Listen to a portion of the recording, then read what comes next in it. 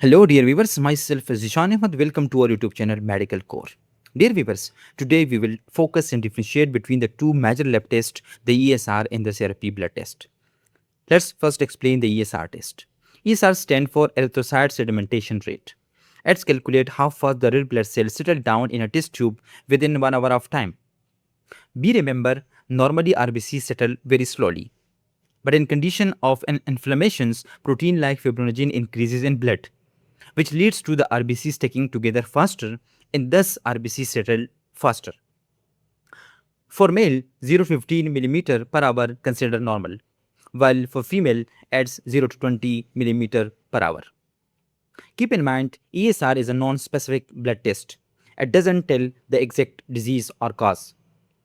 Major factors that increase ESR might be infections, autoimmune diseases, malignancies, inflammatory conditions, and chronic kidney diseases.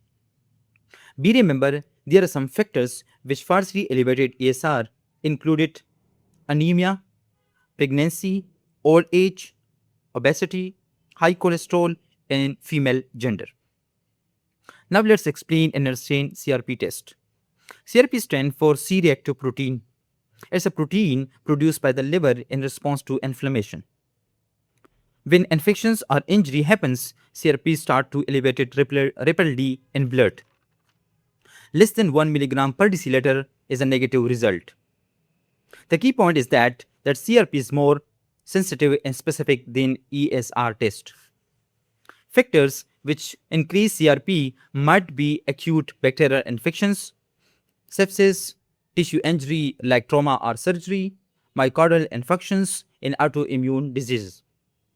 SCRP is more reliable, but still, just like ESR, elevated falsely due to some factors like obesity, smoking, pregnancy, diabetes, and minor inflammation like cold and flu. But CRP is less affected by the external factors compared to ESR. So, ESR is slow and affected by many factors, while CRP is fast and more accurate. Use CRP for acute cases while ESR for chronic monitoring.